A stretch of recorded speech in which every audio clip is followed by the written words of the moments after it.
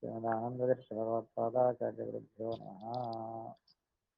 श्रीगुरुभ्यो नमः परमगुरुभ्यो नमः श्रीमदानन्दतीर्थभगवत्पादाचार्यगुरुभ्यो नमः देवं नारायणं नत्वा सर्वदोषविवर्जितं देवं नारायणं नत्वा सर्वदोषविवर्जितं देवं नारायणं नत्वा सर्वदोषविवर्जितं परिपूर्णं गुरुंश्चान् गीतार्थं वक्ष्यामि देशतः।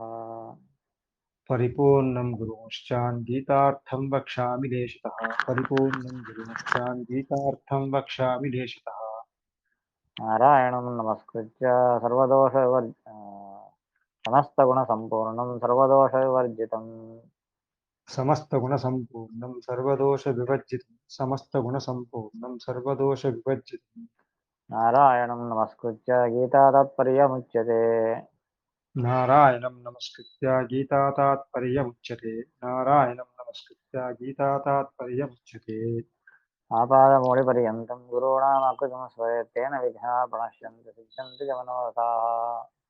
आपादमौलिपर्यन्तं गुरूणामाकृतिं स्मरेत् तेन विघ्नाः प्रणश्यन्ति सिद्ध्यन्ति च मनोरथाः ఇందాక శ్లోకాన్ని ముగించి 24వ శ్లోకాన్ని ముగించి ఇప్పుడు 25వ శ్లోకాన్ని చెప్తూ ఉన్నారు. అవ్యక్తోయమచింత్యోయం अव्यक्तोऽयमचिन्त्योऽयम् अव्यक्तोऽयमचिन्त्योऽयम् అవికార్యోయముచ్యతే. अविकार्योऽयमुच्यते अविकार्योऽयमुच्यते తస్మాదేనం విదిత్వైనం तस्मादेनं विदित्वैनं तस्मादेनं విదిత్వైనం विदित्वैवं నానుశోచితుమర్హసి. नानुशोचितुमर्हसि नानुशोचितुमर्हसि భగవంతుడి గురించి చెబుతూ ఎటువంటి వాడితడు భగవంతుడు అంటే అవ్యక్తోయం, అవ్యక్త అయం, అచింత్య అయం, అవికార్య అయం ఉచ్యతే. అయం అంటే ఇతడు, ఈ భగవంతుడు అవ్యక్త, అవ్యక్తుడు, ఎవరికి వ్యక్తుడయ్యేవాడు కాదు. అయం ఈ భగవంతుడు అచింత్య, ఎవరిచే కూడా చింతించడానికి ఆలోచించడానికి వీల్లేదు, ఎవరి ఆలోచనలకు అందనివాడు, అచింత్య స్వరూపుడు. అయం అచింత్య. అయం అవికార్య, వికార్య అంటే వికారము కావడానికి యోగ్యుడు. అవికార్య ఎటువంటి వికారమునకు లోను కానివాడు. అవికార్య అయం ఉచ్యతే. ఉచ్యతే అంటే పిలువబడతాడు. ఇతడు అవ్యక్తుడని, అచించుడని, అవికార్యుడని పిలువబడతాడు. పిలువబడతాడంటే ఎవరితో పిలువబడతాడు? మనం మనము వేరేవాడు పిలిస్తే కాదు కదా, వేదములు అలా పిలుస్తాయి అతన్ని. పిలువబడతాడు అంటే ఎవరి చేత అంటే వేదముల చేత అని అర్థం. వేదములు ఇతనిని, భగవంతుని ఈ విధంగా కొనియాడుతున్నాయి. ఏమని? ఇతడు అవ్యక్తుడు, ఇతడు అచంచుడు, ఇతడు అవికార్యుడు అని అంటూ ఉన్నాయి. తస్మాత్ అందువల్ల, ఏనం విదిత్వా ఏవం, ఏనం అంటే ఇతనిని, ఆ భగవంతుని విదిత్వా తెలుసుకొని. ఎలా తెలుసుకొని అంటే ఏవం అంటే ఈ రీతిగా. ఈ రీతిగా అంటే అవ్యక్తుడని, అచింత్యుడని, అవికార్యుడని వేదము చెప్పిన విధంగా. ఏవం అంటే వేదం చెప్పిన విధంగా విదిత్వా తెలుసుకొని, నా అనుశోచితుం అర్హసి. అనుశోచితుం అంటే దుఃఖించుటకు, నా అర్హసి నీవు యోగ్యుడవు కాదు, అంటే నీవు దుఃఖించకూడదు, నీవు శోకించకూడదు అని అర్థం. భగవంతుని ఈ విధంగా తెలుసుకున్న తర్వాత, వెనక చెప్పినట్లుగా ఆ భగవదధీనుడై జీవుడు కూడా ఈ విధంగా వికార్యుడు, నిత్యుడు అని తెలుసుకున్న తర్వాత ఇక నీవు దుఃఖించకూడదు అని శ్లోకం యొక్క అర్థం. దానిని భాష్యంలో వ్యాఖ్యానిస్తున్నారు. అత ఏవ అవ్యక్తాది రూప. अत एव अव्यक्तादिरूपः अत एव अव्यक्तादिरूपः అత ఏవ అంటే అందువల్లనే, ఇతడు అవ్యక్తాది రూప, అవ్యక్తము మొదలైన రూపము కలిగినవాడు. అందువల్లనే అంటే అర్థం ఏమిటి? అచించుడు కనుక అని అర్థం. అచింత్య అతని శక్తి అచింత్యమైన శక్తి. అందుకే అతడు అవ్యక్తాది రూపము గలవాడు. అతడు అవ్యక్తుడు అవును. అలా అవ్యక్తుడు అంటే వ్యక్తమే కాడు. మరి అలాగైతే ఎవరికీ వ్యక్తము కాడు అతడు. బ్రహ్మాది జ్ఞానులకు వ్యక్తుడు అవుతాడు. మరి వ్యక్తుడు అవ్యక్తుడు రెండూ ఒకే వ్యక్తికి ఎలా సాధ్యం? ఒకట అవ్యక్తం అంటే అవ్యక్తంగానే ఉండాలి, వ్యక్తుడైతే వ్యక్తుడుగానే ఉండాలి. రెండు ఎలా అవుతాడు అంటే అచింత్య. దానికి కారణమే అచింత్యము. అతయేవ అచింత్య శక్తి అందువల్లే అతడు అవ్యక్తాది స్వరూపుడు. జ్ఞానులకు వ్యక్తుడవుతాడు, చింత్యుడవుతాడు. ఇతరులకు అతడు అచింత్యుడు, అచింత్య స్వరూపుడు అని అర్థం. ఇలా ఆ భాష్యంలో కేవలం ఒక వాక్యమే వ్యాఖ్యానించారు. తాత్పర్యంలో దాన్ని విస్తారంగా వర్ణిస్తూ ఉన్నారు చూడండి. సర్వగతశ్చేత్ పరమాత్మ సర్వగతశ్చేత్ పరమాత్మా సర్వగతశ్చేత్ పరమాత్మా కిమితి తథా న దృశ్యతే. కిమితి తథా న దృశ్యతే కిమితి తథా న దృశ్యతే ఇత్యతో వక్తి అవ్యక్తోయమితి. ఇత్యతో వక్తి అవ్యక్తోయమితి ఇత్యతో వక్తి అవ్యక్తోయమితి. అవ్యక్తోయం అనే శ్లోకము ఏం చెబుతుంది అంటే, ఏం చెబుతుంది అనేది ఇక్కడ ఉపోద్ఘాతంగా ఇస్తూ ఉన్నారు. దానికి వచ్చినటువంటి పూర్వపక్షం సంశయం ఏమిటి అంటే, వెనక భగవంతుడు సర్వగతుడు అని చెప్పారు. నిత్య సర్వగత స్థాణు అని చెప్పారు వెనకటి శ్లోకంలో. భగవంతుడు నిత్యగతుడు, సర్వగతుడు అని చెప్పారు. దానిపైన కలిగినటువంటి సంశయం, ఆ సంశయానికి ఇక్కడ ఉత్తరం ఇస్తూ ఉన్నారు అని. వెనకటి శ్లోకంలో సర్వగతుడు అని చెప్పిన తర్వాత, సర్వగతుడైతే భగవంతుడు కనిపించాలి కదా అన్ని చోట్ల. హిరణ్యకశిపుడు అడిగినట్లు, ఎందుకనడందు లేడని సందేహం వలదు అని అంటే, ఎక్కడున్నాయి అన్ని చోట్ల ఉంటే ఇక్కడ ఎందుకు కనబడడు అని అడిగినట్లుగా, సర్వగత అని చెప్పినప్పుడు అన్ని చోట్ల ఉండేవాడైతే మనకు కనిపించాలి కదా, ఎందుకు కనిపించాడు? ఎక్కడో నేను ఎక్కడో ఉన్నాను, మీకు కనిపించను. ఎదురు ఉంటే కనిపించాలి కదా. మరి భగవంతుడు సర్వగతుడైతే అందరికీ కనిపించాలి కదా అని అంటే, సర్వగత చేత్ పరమాత్మ, పరమాత్ముడు సర్వగత చేత్, సర్వగతుడు అయితే, చేత్ అంటే అయితే, సర్వగతుడైతే ఆ పరమాత్ముడు కిమితి ఎందుకని, తథా నదృశ్యతే, తథా అంటే ఆ విధంగా, నదృశ్యతే కనబడడు, దృశ్యతే అంటే కనిపిస్తాడు, నదృశ్యతే అంటే కనబడడు. ఒకవేళ పరమాత్ముడు సర్వగతుడైతే ఎందుకని అతడు ఆ విధంగా కనిపించడు? ఆ విధంగా అంటే ఆ సర్వగతునిగా ఎందుకు కనిపించడు? ఇత్యతః, ఇత్యతః అంటే ఈ విధంగా సవిషయం వస్తే అని అర్థం. ఇత్యతః అని అనే చోట్ల వస్తుంది. ఇత్యతః అంటే దాని వెనక ఉన్నదంతా పూర్వపక్షము అని అర్థం. ఇత్యతః అని ఎక్కడైతే వచ్చిందో దానికి వెనక ఉండేదంతా పూర్వపక్షం, సంశయము అని అర్థం అనమాట. సో అంతే, ఇంతవరకు సర్వగతశ్చేత్ పరమాత్మ కిమితి తథా న దృశ్యతే అనేది పూర్వపక్షం, అది క్వశ్చన్ అనమాట. ఇత్యతః ఈ విధంగా సంశయం కలిగితే, వక్తి, వక్తి అంటే చెబుతున్నాడు ఏమని, అవ్యక్తోయమితి, అవ్యక్తోయం అనే శ్లోకంలో దానికి సమాధానం చెబుతున్నారు. అది ఇంట్రొడక్షన్. సరే, సో ఇప్పుడు ఏమైనా సర్వగతుడైనప్పటికీ కనపడడం లేదు, ఎందుకు అంటే అవ్యక్త అని ఆన్సర్. అవ్యక్త అనే పదమే ఆన్సర్ చెబుతోంది. అవ్యక్త అంటే అతడు అవ్యక్తుడు, నిజమే అన్ని చోట్ల ఉంటాడు కానీ కనబడడు. ఎందుకు అంటే అవ్యక్తుడు, అతని స్వరూపమే అవ్యక్తమైనది. గాలి, గాలి అన్ని చోట్ల ఉంటుందా? ఉంటుంది. ఉన్నా కూడా కనిపిస్తూ ఉన్నదా? కనిపించడం లేదు. అలాగే పరమాత్మ అన్ని చోట్ల ఉన్నప్పటికీ అతడు అవ్యక్తుడు గనక కనిపించడు. కనిపించనంత మాత్రాన లేడని చెప్పడానికి కుదరదు కదా. వాయువు కనిపించినంత మాత్రాన లేదని చెప్పము కదా. కనుక ఇతడు కూడా అన్ని చోట్ల ఉన్నప్పటికీ ఇతడు కనిపించడు. ఎందుకు అంటే అవ్యక్తుడు, అతని స్వభావమే అవ్యక్త స్వభావం. అది ఎట్లా సాధ్యము? అన్ని చోట్ల ఉన్నప్పటికీ కనిపించకపోవడం అనేది ఎలా సాధ్యం అని అంటే, ముందు చెప్తున్నాడు, కథమేతత్ యుజ్యతే.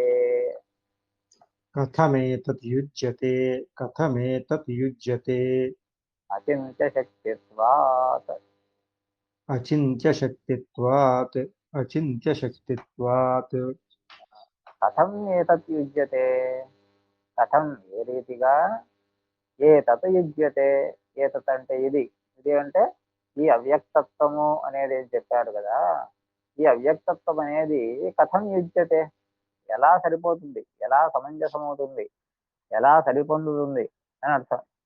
అవ్యక్తత్వం అనేది ఎలా సరిపోతుంది అతనికి, అన్ని చోట్ల ఉన్నారంటారు కనపడరంటారు, ఇది ఎలా సాధ్యము అని ప్రశ్న. దానికి సమాధానం ఏమిటి, అచింత్య శక్తిత్వా. దానినే భగవంతుడి యొక్క అచింత్య శక్తి అని అంటారు. అందుకే శ్లోకంలో ఏం చెప్పారు, అవ్యక్తోయం అచింత్యోయం. ఒక్కొక్క దానికి ఒక్కొక్క ప్రశ్నకు ఒక్కొక్క సమాధానం ఇది. అవ్యక్త అనే మొదటి పదం దేనికి సమాధానము, వెనక వచ్చినటువంటి శ్లోకంలో సర్వగతుడయ్యాడు భగవంతుడు అని చెప్పారు. సర్వగతుడైనప్పటికీ ఎందుకు కనిపించడు అనే ప్రశ్నకు సమాధానం అవ్యక్త అయం. దానిపైన వచ్చిన ప్రశ్న ఏమిటి, సర్వగతుడైనప్పటికీ అవ్యక్తుడుగా ఉండడము ఎలా సాధ్యము అనే ప్రశ్న వస్తుంది. దానికి సమాధానమే అచింత్యోయం, రెండవ పదం.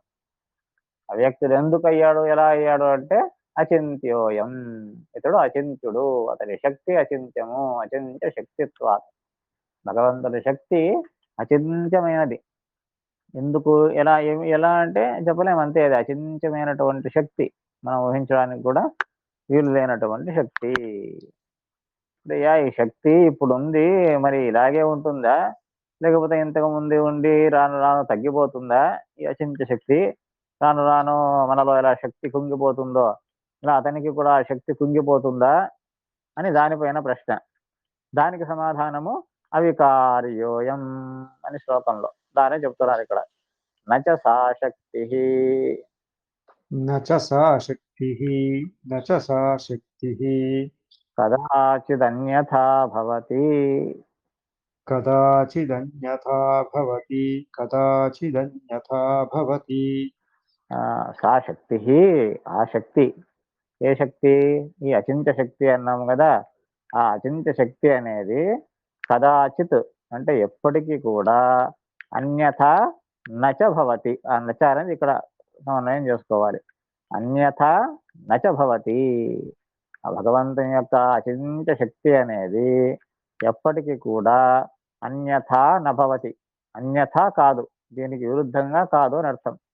అంటే ఇప్పుడు అచింత్యంగా ఉంది, తర్వాత అచింత్యముగా అవుతుందా, అలా కాదు కదా. అటువంటి భగవంతుని యొక్క అనంతమైన అచింత్య శక్తి ఎల్లప్పుడూ ఒకే రీతిగా ఉంటుంది. ఎప్పుడు చూసినా ఆ భగవంతుని యొక్క శక్తి అచింత్యమే. దాన్నే చెప్తూ ఉన్నారు. ఎందుకు అలా అచింత్యంగా ఎలా ఉంటుంది అంటే అవికార్యత్వా. దానికి సమాధానమే అవికార్యత్వా. ఎందుకు, అతని స్వభావం అవికార్యము, వికారమునకు వికారం పొందడానికి యోగ్యుడు కాడు అతడు. అంటే ఎప్పటికీ అతడిలో వికారం అనేది కలగదు, ఉన్నది ఉన్నట్టుగానే ఉంటుంది, కానీ అది మార్పులకు లోను కాదు. ఈరోజు ఉండే గుణం రేపు తగ్గింది అనేది ఏమీ లేదు. ఇప్పుడున్న శక్తి రేపు తగ్గింది, కొన్ని సంవత్సరాలైన తర్వాత తగ్గింది, కొన్ని యుగాలైన తర్వాత తగ్గిపోయింది అని లేదు. అతడు అవికారుడు, అవికార్యత్వం అనే గుణం ఉన్నది.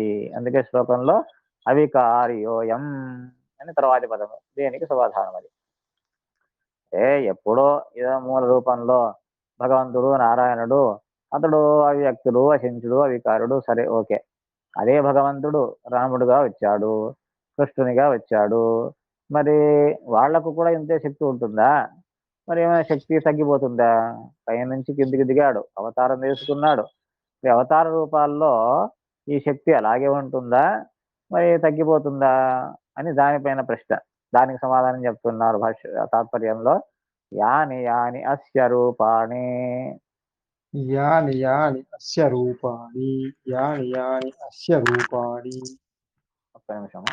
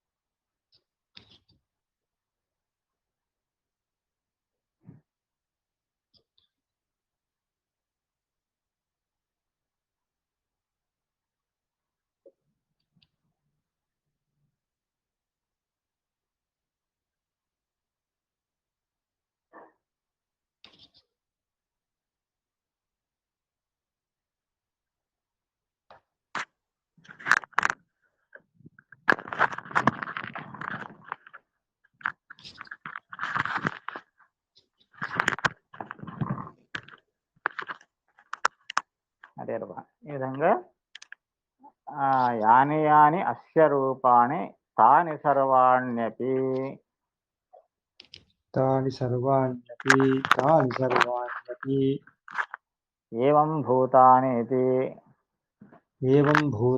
ఇతి ఏవం భూతాని ఇతి దర్శయితుం దర్శయితుం దర్శయితుం ఏనం అయం ఇత్యాది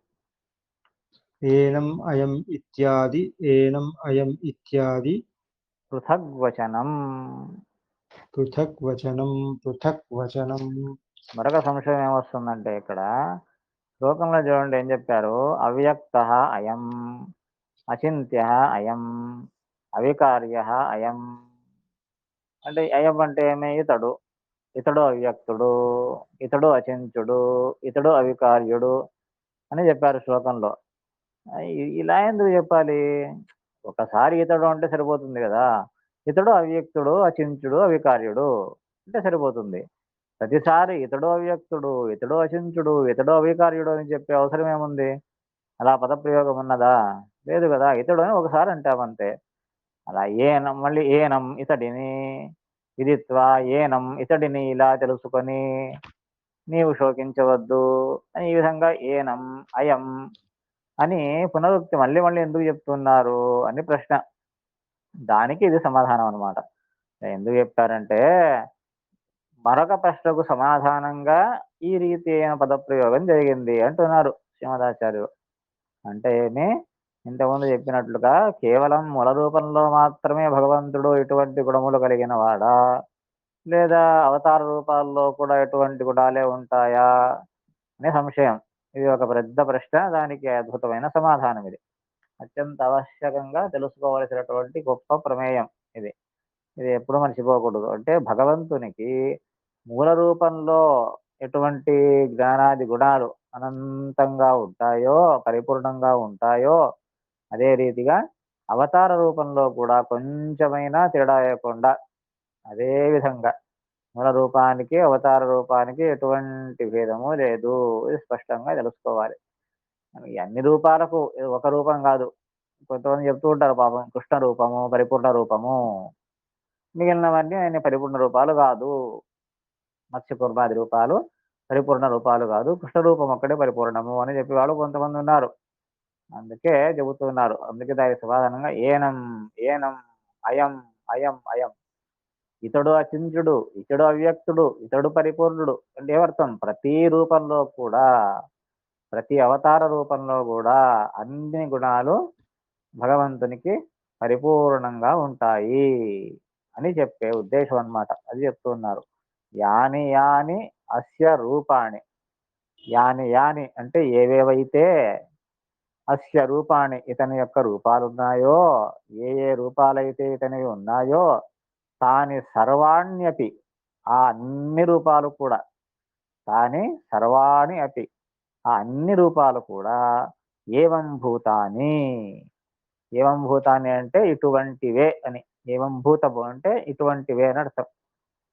ఇటువంటి స్వరూపం కలిగినవే అని.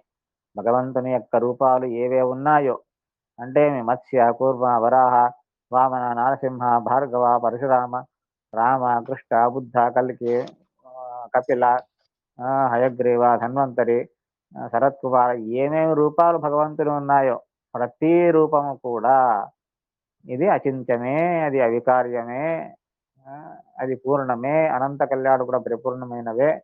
అన్ని కూడా అన్ని చోట్ల ఉంటాయన్నమాట. ఏ రూపం తక్కువ కాదు, ఎక్కువ కాదు. ఇక మత్స్యంగా ఉన్నాడు పాపం శక్తి తక్కువ అయిపోతుందేమో, కూర్మ రూపంలో శక్తి తగ్గిపోతుందేమో అని చింతించే అవసరం లేదు. దాన్ని చెబుతూ ఉన్నాను అనమాట.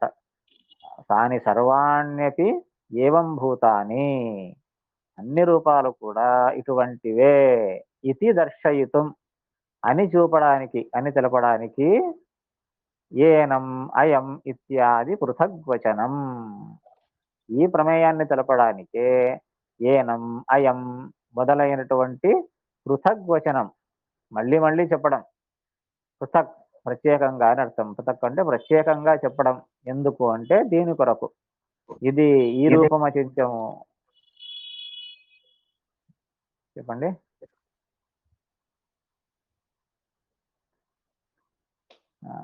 ఇటు ఈ ప్రమేయాన్ని తెలపడానికే ఈ విధంగా ప్రత్యేకమైన వచనాన్ని చెప్పారు అని సమాధానం ఇస్తూ ఉన్నారు. అర్థమైంది కదా? అర్థమైంది. తర్వాత జీవేతు జీవేతు జీవేతు సర్వజీవేషు సర్వజీవేషు సర్వజీవేషు అనుగమార్థం అనుగమార్థం అనుగమార్థం మరొక ప్రశ్న. ఇప్పుడు ఇదే వాక్యాన్ని ఇదే శ్లోకాన్ని జీవుని పరంగా కూడా వ్యాఖ్యానించవచ్చు. ఈ జీవుడు సర్వగతుడు, ఈ జీవుడు అవికార్యుడు, ఈ జీవుడు అవికార్యుడు, ఈ జీవుడు దీనికి కూడా అయమ్మ అయమ్మ అయమ్మ అనేది మనము దాన్ని సమన్వయం చేసుకోవచ్చు. జీవేతు జీవుని పక్షంలో అయితే సర్వజీవేషు అనుగమార్థం, ప్రతి జీవుడు కూడా ఇదే విధంగా అవికార్యుడు, అతడు నిత్యుడు అని చెప్పడానికి, జీవుని పరంలో కూడా ప్రతి జీవుడు ఇదే విధంగా ఉంటాడు అని చెప్పడానికి కూడా ఈ విధంగా పృథగ్వచనం అనేది ఇక్కడ ప్రయోగింపబడింది అని అర్థం. ఏ జీవుడు కూడా పరిపూర్ణమైనటువంటి వాడు కాదు. ఏ జీవుడు కూడా అతనికి చావు లేదు. ప్రతి ఒక్క జీవుడు నిత్యులే. ప్రతి జీవుడు అని చెప్పడానికి అయమ్మయమ్మ అని ప్రత్యేకంగా చెప్పారు అని కూడా సమాధానం ఇస్తారు. ఇవన్నీ కూడా ప్రమాణ సిద్ధమైనటువంటివి. వేదాంగాలలో, ఉపనిషత్తుల్లో, పురాణాల్లో చెప్పబడిన విషయాలు ఇవన్నీ. కేవలం నేను సగపోల కల్పితమైనవి చెప్పడం లేదు అని శ్రీమదాచార్యులు ప్రమాణాలు ఇస్తారనమాట. సర్వం చైతత్ శృతి సిద్ధం. సర్వం చైతత్ శృతి సిద్ధం సర్వం చైతత్ శృతి సిద్ధం సర్వం చ ఏతత్. ఏతత్ అంటే ఇది. ఇప్పుడు చెప్పిన విషయం అంతా కూడా సర్వం, అన్ని విషయాలు కూడా శృతి సిద్ధం. శృతి అంటే వేదము. వేదములలో ఇది సిద్ధమైనటువంటి విషయము ఇప్పుడు చెప్పినదంతా అని చెప్పి ఆ ప్రమాణాన్ని ఇస్తున్నారు అన్నమాట. ఏ విధము అని.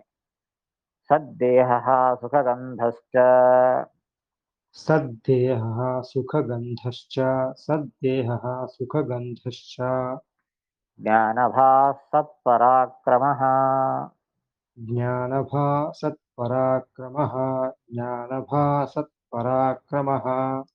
జ్ఞానజ్ఞానః సుఖసుఖః జ్ఞానజ్ఞానः సుఖసుఖः జ్ఞానజ్ఞానः సుఖసుఖः సవిష్ణుః పరమోక్షరః సవిష్ణుః పరమోక్షరः సవిష్ణుః పరమోక్షరः ఇది పైంగిశ్రుతిః. इति पैङ्गीश्रुतिः इति पैङ्गीश्रुतिः పైంగిశ్రుతి అనేటటువంటి వేద భాగంలో భగవంతుని గురించి ఈ విధంగా చెప్పబడింది అనమాట. ఏమని? సద్దేహ సుఖగంధశ్చ. సద్దేహ సమీచీనమైన దేహము కలవాడు. అంటే ఏ ఛేదభేదాది దోషములు లేనటువంటి దేహము కలవాడు. సద్దేహము మంచి దేహం కలవాడు. అంటే ఆ దేహాన్ని ఏవి ఛేదించలేవు, భేదించలేవు అని అర్థం. ఛేదభేదాది దోషరహితమైన దేహము కలవాడు సద్దేహ. సుఖగంధశ్చ. సుఖగంధ సుఖప్రదమైన, సుఖాత్మకమైనటువంటి గంధం కలిగిన వాడు. గంధం అంటే వాసన, మంచి సువాసన. ఆ భగవంతుని యొక్క గంధము సుఖాత్మకమైన గంధము. అలాగే జ్ఞానభాహ, జ్ఞానమయమైన ప్రకాశం కలిగిన వాడు. భాహ అంటే ప్రకాశం. జ్ఞానభాహ జ్ఞానమయమైన ప్రకాశం గలవాడు. అతని ప్రకాశము జ్ఞానరూపమైనది. అటువంటి ప్రకాశం కలిగిన వాడు. సత్పరాక్రమ మంచి పరాక్రమం కలిగిన వాడు. సత్పరాక్రమ అంటే మంచి పరాక్రమం. ఏమి పరాక్రమంలో మంచి పరాక్రమము, చెడు పరాక్రమం అని ఉంటుందా? అంటే ఎటువంటి దోషము లేని పరాక్రమం. పరాక్రమంలో కూడా దోషము కలిగిన ఉండొచ్చు. దోషం ఏదో వీళ్ళు ఇతన్ని గెలిచాడు, ఇతనికంటే బలవంతుడు వచ్చాడంటే ఓడిపోవచ్చు. అది సత్పరాక్రమం కాదు. అసలు ఎదురే లేనటువంటి పరాక్రమం అది సత్పరాక్రమము. అద్భుతమైన పరాక్రమవంతుడు. అలాగే జ్ఞాన అంటే అతిశయితమైనటువంటి జ్ఞానము. జ్ఞానమునికే జ్ఞానం అంటాం కదా, ఆ విధంగా అతిశయితమైన జ్ఞానం గలవాడు. సుఖ అత్యంత అధికమైన, అనంతమైన సుఖము కలిగినవాడు. సవిష్ణు పరమః అక్షరః. అటువంటి ఆ విష్ణువు పరమః అంటే సర్వోత్తముడు, అక్షరః నాశరహితుడు అని పైంగేశ్వరి చెబుతోంది అని ఒక ప్రమాణాన్నిచ్చి మరి కొన్ని ప్రమాణాలు ఇస్తూ ఉన్నారు. అదేహో దేహవాంశ్చైకః అదేహో దేహవాశ్చైకః అదేహో దేహవాశ్చైకః ఉచ్యతే పరమేశ్వరః. ప్రోచ్యతే పరమేశ్వరः ప్రోచ్యతే పరమేశ్వరः అప్రాకృత శరీరత్వాత్ అప్రాకృతశరీరత్వాత్ అప్రాకృతశరీరత్వాత్ అదేహ ఇది కథ్యతే. అదేహ ఇతి కథ్యతే అదేహ ఇతి కథ్యతే భగవంతుడు అదేహ దేహవాంశ్చ ఏకః ప్రోచ్యతే పరమేశ్వరః. ఆ పరమేశ్వరుడు అదేహ దేహవాన్ అని పిలువబడతాడట. అదేహ అంటే దేహము లేనివాడు, దేహవాన్ అంటే దేహము కలిగినవాడు. అదే పరమాత్ముడే దేహము లేనివాడని, దేహము ఉన్నవాడని, ఏకః ఆ ఒకే పరమాత్ముడు ప్రోచ్యతే పిలువబడుచున్నాడు. ఒకే పరమేశ్వరుడే దేహము లేనివాడని, దేహము కలవాడని చెప్పబడుచున్నాడు. ఎందుకిలా? ఒకటే దేహము ఉన్నవాడు దేహము లేనివాడు ఎలాగవుతాడు అంటే రెండు అర్థాలు వేరే. ఏమని? అప్రాకృత శరీరత్వాత్ అదేహ ఇది కథ్యతే. నిజమే, అతడికి దేహము లేదు అని చెప్పడంలో ఉద్దేశం ఏమిటి అంటే అప్రాకృత శరీరత్వాత్. అతని దేహము మనవలే ప్రకృతి నిర్మితమైన శరీరము కాదు. అతనిది అప్రాకృత శరీరం. అప్రాకృత శరీరత్వాత్ అప్రాకృత శరీరం కలిగిన వాడు గనుక అతడు అదేహ ఇది కథ్యతే. అతడు దేహము లేనివాడు అని పిలువబడుతున్నాడు. కనుక ఎక్కడైతే వేదంలో భగవంతుడు నిరాకారుడు అని చెబితే దాని అర్థం ఏమిటి? ప్రాకృత శరీర రహితుడు అని అర్థం చేసుకోవాలి తప్పనిస్తే అసలే అతనికి దేహము లేదు అని చెప్పరాదు. ఎందుకు? దేహం ఉన్నది అతని సకల కళ్యాణ గుణపరిపూర్ణుడని అతని దివ్య సుందర విగ్రహాన్ని వర్ణించే ఎన్నో ప్రమాణాలు ఉన్నాయి గనుక ఆ ప్రమాణాలన్నీ అర్థం కావాల్సి వస్తుంది. అందుకే దానికి ఏం చెప్పాలి? ప్రాకృత శరీర రహితుడు అని చెబితే అర్థం సమంజసం అయిపోతుంది. అదే చెప్తున్నారు ఇక్కడ. అప్రాకృత శరీరత్వాత్ అదేహ ఇది కథ్యతే. అప్రాకృత శరీరం గలవాడు గనుక అతడు అదేహ అని పిలువబడతాడు. శిరశ్చరణ బాహ్వాది శిరశ్చరణబాహ్వాది విగ్రహోయం స్వయం హరి. విగ్రహోయం స్వయం హరిః విగ్రహోయం స్వయం హరిః స్వస్మాన్నాన్యో విగ్రహోస్య స్వస్మాన్నాన్యో విగ్రహోస్యాత్ స్వస్మాన్నాన్యో విగ్రహోస్యాత్ తతశ్చాదేహ ఉచ్యతే. తతశ్చాదేహ ఉచ్యతే తతశ్చాదేహ ఉచ్యతే కారణములు చెప్తున్నారు. అతనికి అదేహ దేహము లేనివాడు అని ఎందుకు చెబుతారంటే అతడు నిజంగా దేహవంతుడే. శిరశ్చరణ బాహ్వాది విగ్రహ అయం స్వయం హరి. స్వయంగా ఆ శ్రీహరి, అయం అంటే ఇతడు, ఈ శ్రీహరి స్వయముగా శిర చరణ బాహు ఆది విగ్రహ. శిర అంటే తల, చరణ అంటే చేతులు, బాహు భుజములు, ఆది ఇవే మొదలైనటువంటి విగ్రహము ఆకారము కలిగినవాడు. తల, చేతులు, కాళ్ళు మొదలైన అన్ని అవయవములు ఉన్నటువంటి స్వరూపుడు స్వయముగా ఈ శ్రీహరి. అలాగైతే అదేహ అని ఎందుకు పిలుస్తున్నారు ఇతన్ని అంటే స్వస్మాత్ న అన్య విగ్రహ అస్య. అస్య అంటే ఇతడికి, ఈ భగవంతునికి స్వస్మాత్ న అన్య విగ్రహ. స్వస్మాత్ అంటే తనకంటే, తనకంటే అన్య భిన్నమైన, తనకంటే భిన్నమైన విగ్రహము దేహము ఇతనికి లేదు. నా అందుకే తతశ్చ ఆ కారణం వల్ల అదేహ ఉచ్యతే. ఇతనికి అదేహ అని అంటారు. అంటే ఇప్పుడు బాగా చూడండి, జీవులందరికీ ఏమి జీవ స్వరూపం వేరే, పైన ఉండే దేహం వేరే కదా. ఈ దేహమే జీవుడు కాదు, జీవుడు వేరే, అతనికి పైన ఉండేటటువంటి ప్రాకృత దేహం వేరే. ఆ విధంగా జీవులకు రెండు దేహాలు ఉన్నాయి, స్వరూప దేహము, స్థూల దేహము అని రెండు దేహాలు ఉన్నాయి. కానీ భగవంతునికి స్వరూపము కంటే భిన్నమైన వేరొక దేహము లేదు, ఉండేది ఒకటే దేహమే. సచ్చిదానందాత్మకమైనటువంటి అనంత కళ్యాణ గుణాత్మకమైన దేహమే అతనిది. దేహము వేరే, జీవుడు వేరే, పరమాత్ముడు వేరే అనేది లేదు. కనుక అతనికి అదేహ, దేహము లేనివాడు అని పేరు. మనవలే స్వరూపము కంటే భిన్నమైన దేహము కలిగిన వాడు కాదు గనుక అతనికి అదేహ అని పేరు. స్వస్మాత్ న అన్యః విగ్రహ.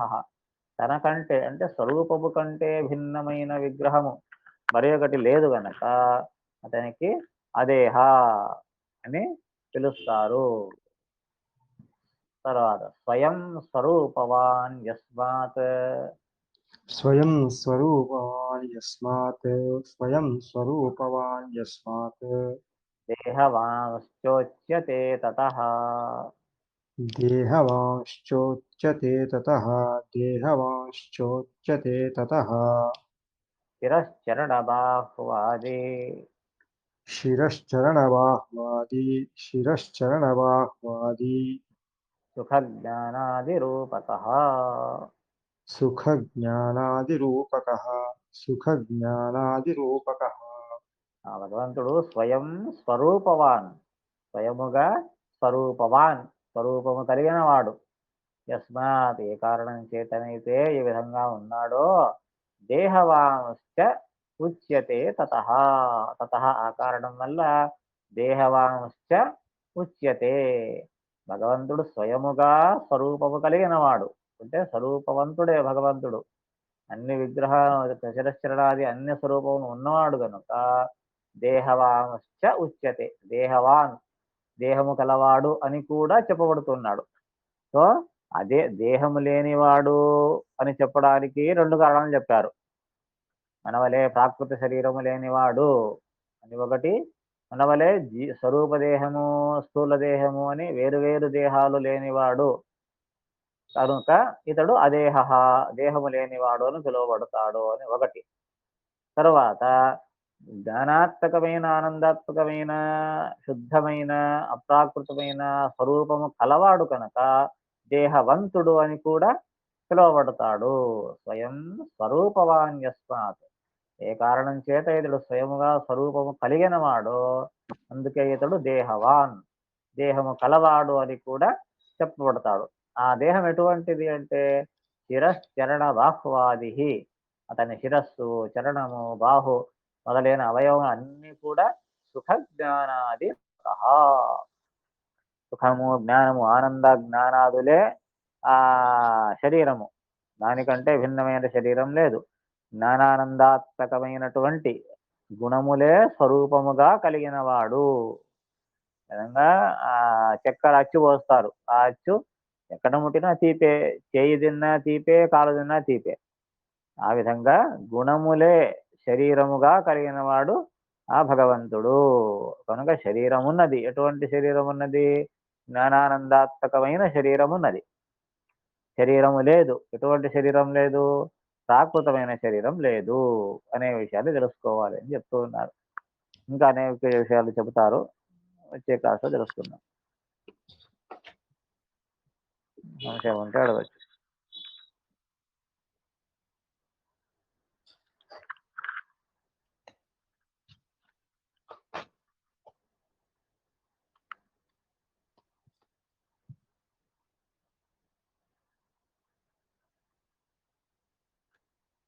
అలాగే.